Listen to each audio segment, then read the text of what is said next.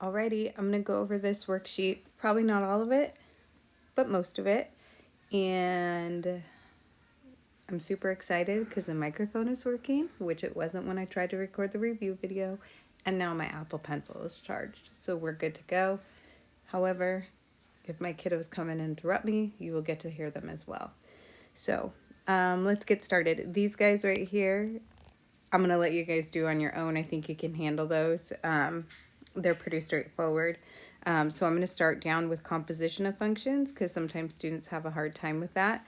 So I don't want to scroll too far because then I won't be able to see the original problems. So let's take a look here. It says f of g of x. So this means start with the f function, which is up here.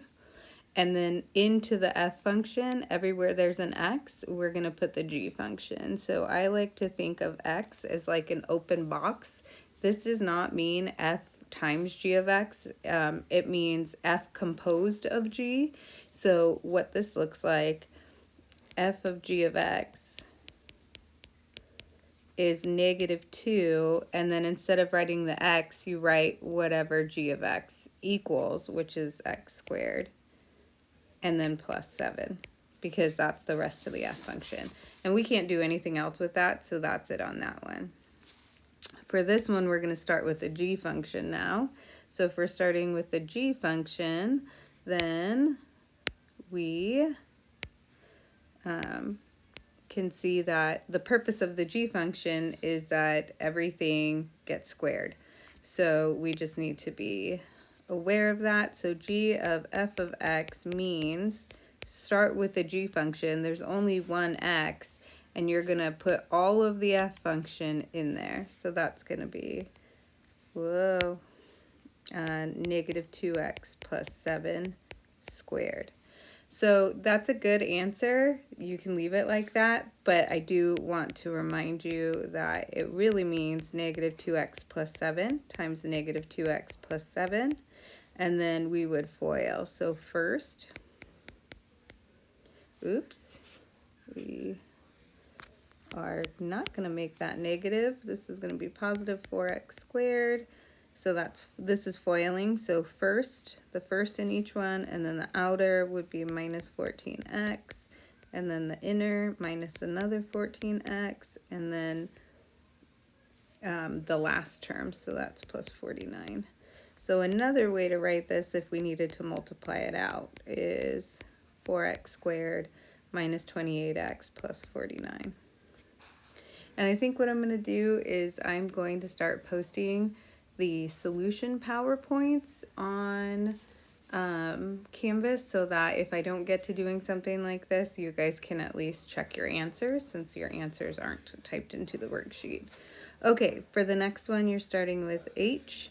So if we're starting with h, that's this guy up at the top, and there's only one x. So anything I put in there, I'm going to take out that x and plug in something new. So that x is just a placeholder. It's just holding the spot of whatever your input is. And so this says start with the h function and input the g function.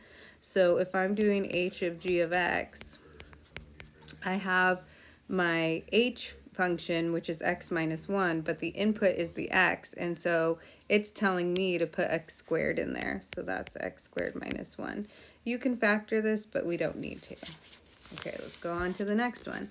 F of h of x. So we're starting with the f function, and then we're inputting the h function. So it would look like this, -2. Remember that x is just the placeholder for the input. The whole input is the h function. So that's going to be x minus 1. So, and then plus 7. And then we need to simplify that because we can, because there's some like terms. Okay, next one, h of f of x. So we're starting with the h function, and then we're inputting the f of x function. So this one will look like this, -2x plus 7. So that is where you would see an x minus 1. This whole quantity, what's in the parentheses, is going in for the x, but we still have the -1. And then again, we would clean that up a little bit. It looks like I just wrote it again, and you wouldn't have to. You can just pretend that the parentheses aren't there because they're not necessary in this one. But that's what that would look like. And then look at this fun guy. So there's a bunch of things going on here. It looks really intimidating, but the rule is to start here, okay? So we can do g of h of x first. So the g function is x squared, so its input is the x, and then we're going to square everything. So this would be x minus 1 squared. And then now that we have this right here, g of h of x is x minus 1 squared. Now we just plug it into the f function. So f of g of h of x equals -2 times x minus 1 squared plus 7. And then we're going to clean that up, so make sure you follow order of operations, which says we have to do that exponent first. So I'm going to do that up here for you guys. So x minus 1 times x minus 1, x squared minus x plus 1. So x squared minus 2x plus 1. So this is -2 times x squared minus 2x plus 1 plus 7, -2x squared plus 4x minus 2 plus 7. So everything I'm doing is just following order of operations properly, hopefully. And then -2 and 7 make 5. So that's it for that front side. Let's flip it over. I'm not trying to make this super long. So that's why I'm going to kind of go through this a little bit faster. Okay, so I think you guys can do A and B, and C, you're going to do f of 1 and then multiply by 3 before you add. But these guys right here, starting at D, always start on the inner parentheses. So h of 2, when we plug in 2, we get 0 because this is 4 minus 4, which equals 0. So then h of 2 becomes 0. So really what we're looking for is f of 0. And 0 plus 4, which equals 4. So the next one, f of 2, you're going to start here. Start on the inner one. F of 2 is 2 plus 4, which is 6.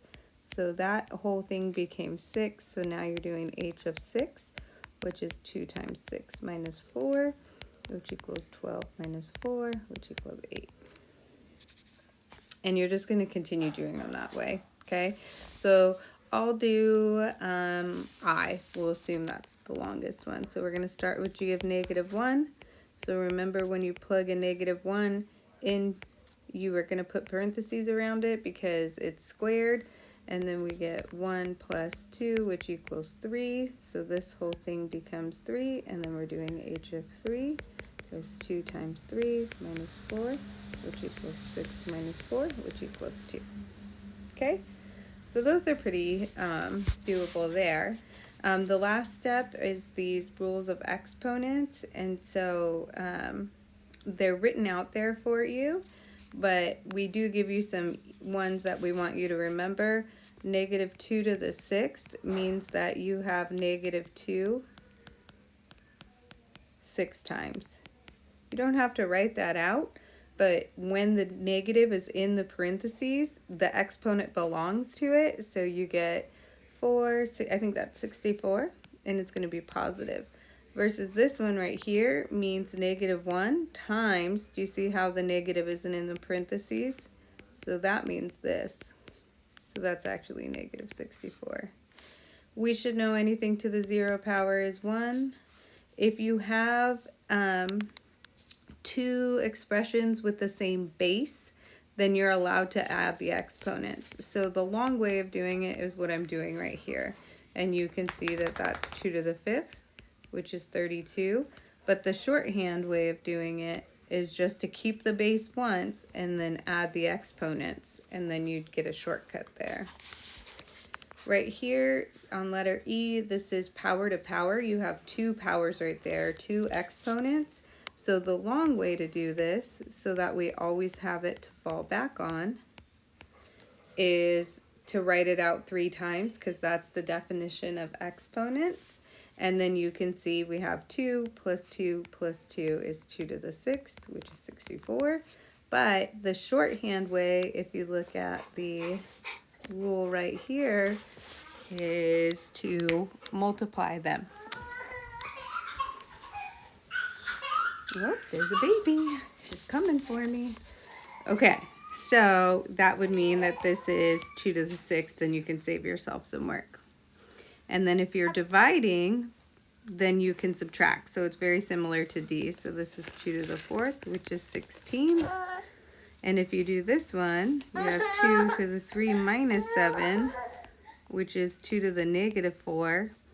And anytime you have a negative exponent, to make it positive, you put it in you switch its location. So if it's in the numerator and it's negative, move it to the denominator, and vice versa. So this would be 1 over 16. And this one is 2 to the 3rd minus negative 2, because it's division and you have a negative, which is 2 to the 5th power, which is 32. Okay, the last little bit just asks you to simplify the expression. So for this one right here, this is a negative, so we put 1 over x squared times y, and then that really would be y over 1. So it would be y over x squared. Okay, this one right here, anything to the 0 power makes 1. So this is just y to the 5th. For this one, you're allowed to shower the power here and here. So it's 8 squared. And then remember, when you have 2 baby exponents, you're going to multiply them. So that's x to the 6th. And then x squared is 64. And then this one, we're going to shower the power. Man, whoever created this worksheet loves, loves, loves the number 64. 64 over 3. X cubed, not 64 over 3. I fixed it. Alrighty. Hopefully that helps. Bye, guys.